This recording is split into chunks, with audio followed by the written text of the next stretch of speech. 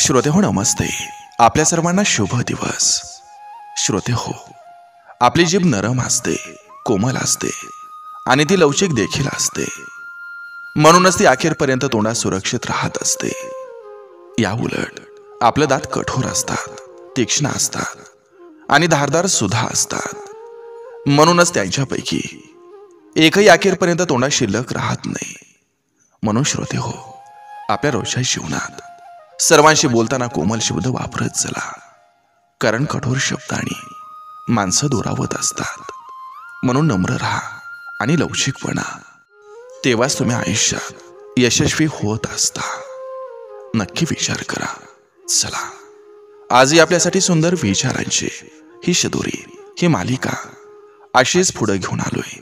चला करूया सुरुवात सुंदर विचारांना, सुंदर सुविचारांना. जाणीव शब्द हा खूप छोटा आहे, पण याचा अर्थ मात्र खूप मोठा आहे. कारण जाणीव ठेवणं हे प्रत्येकाला जमत नसतं आणि जो ठेवतो तो माणुसकीला जपत असतो.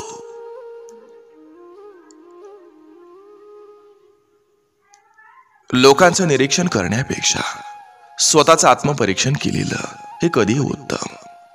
खरं तर परक कोणीच नसतं. विश्वास थांबला की माणसं परकी होतात आणि श्वास थांबला की शरीर. निसर्गासोबत कधी स्पर्धा करू नका, कारण निसर्ग हा अनुभवण्यासाठी आहे.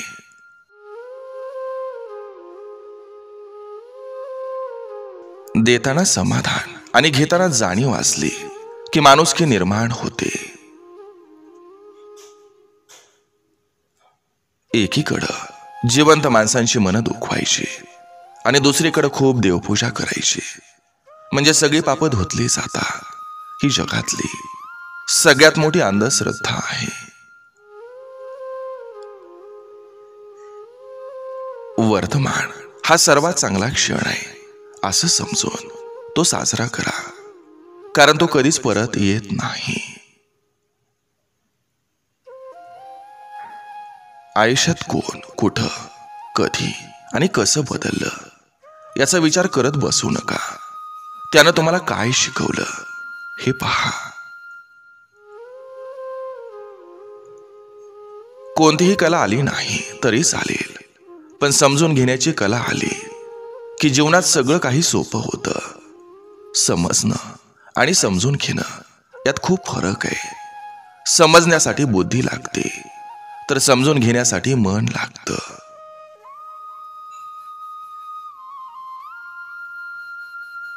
एखादी लागलेली जखम ही आज ना उद्या बरी होते, पण मनाला लागलेल्या गोष्टी आणि मनातील दुःख बरं व्हायला खूप जास्त वेळ लागतो. कदाचित बऱ्याही होत नाहीत. प्रत्येक घरात एक तरी मुलगी असायला पाहिजे, कारण दुसऱ्याच्या मुलीला नावं ठेवताना यांना यांची मुलगी आठवली पाहिजे.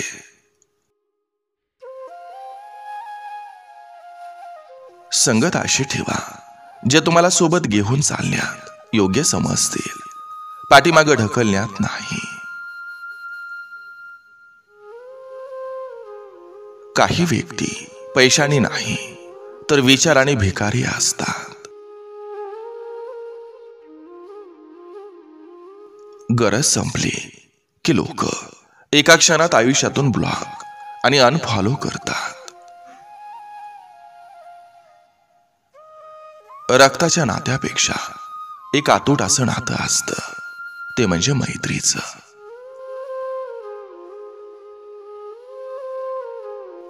कंठ दिला कोकिळेला पण रूप काढून घेतलं. रूप दिलं मोराला पण इच्छा काढून घेतली. इच्छा दिली मानवाला पण संतोष काढून घेतला.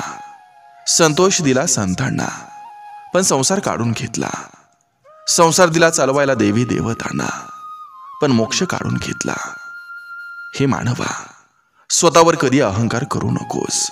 देवानं तुझ्या माझ्यासारख्या किती जणांना मातीतून घडवलं आणि मातीतच घातलं. माणसाच्या जीवनात अर्ध दुःख हे चुकीच्या माणसावर विश्वास ठेवल्याने येतं आणि अर्ध दुःख हे खऱ्या लोकांवर संशय घेतल्याने येतं. म्हणून मैत्री आणि नाती ही कांद्यासारखी असतात, ज्याला भरपूर थर असतात, जे आयुष्यात स्वादिष्ट चव आणतात, पण त्यांना मध्येच कापण्याचा प्रयत्न केला तर डोळ्यात अश्रू आणतात. आवडलेलं आणि निवडलेलं यांची जेव्हा सांगड घालता येत नाही, तेव्हा आयुष्यात उरते ती फक्त तडजोड. कारण आवडलेलं कधी आपल्याला विसरता येत नाही आणि निवडलेलं मनापासून स्वीकारता येत नाही.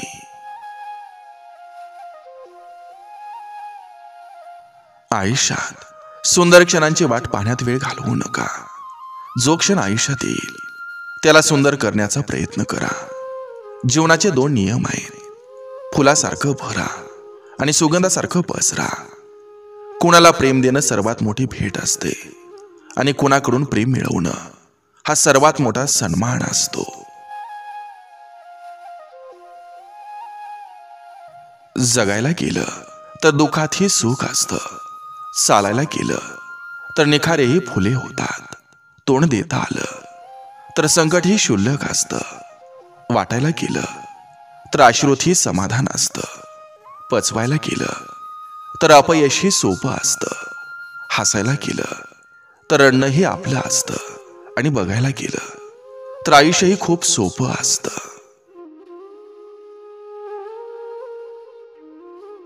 काही गोष्टी या सोडून द्यायच्या असतात. सगळ्या धरून ठेवल्या की पसारा होतो, गोष्टीचाही आणि आयुष्याचाही. पैसे कासवासारखं येतात आणि सशासारखं निघून जातात. जीवनात रिस्क घेत राहा. जिंकला तर आनंदी व्हाल आणि हारला तर हुशार व्हाल. वाहत्या पाण्याप्रमाणे चांगलं काम करत राहा. वाईट कचरा हा आपोआप किनाऱ्याला लागत असतो. जितकं मोठं मन तितकं सोपं जीवन. वादानं अधोगती आणि संवादानं प्रगती होत असते. सुख म्हणजे माणसानं स्वतःसाठी, स्वतःच्या आनंदासाठी केलेल्या गोष्टी. समाधान म्हणजे इतरांचाही आनंद जाणून त्या दृष्टीने केलेला प्रवास असतो. माणूस समाधानी असेल तर तो सुखी असतो, परंतु तो सुखी असेल तर तो समाधानी असेलच असं नाही. सुखाची मनीषा कधी संपत नसते, कारण प्रत्येक सुखाच्या शेवटी दुसऱ्या सुखाचा भाग दडलेला असतो.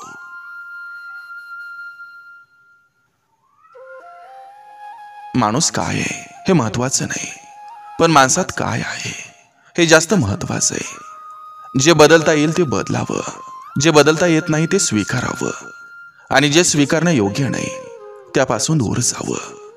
परंतु स्वतःला कायम आनंदी ठेवावं. भरलेलं घर आणि सुंदर मन हे फक्त समाधानी व्यक्तीचंच असतं, कारण ती व्यक्ती स्वतःकडे जे काही आहे त्यात खुश असते आणि इतरांचं वाईट व्हावं हा विचार कधीच करत नाही.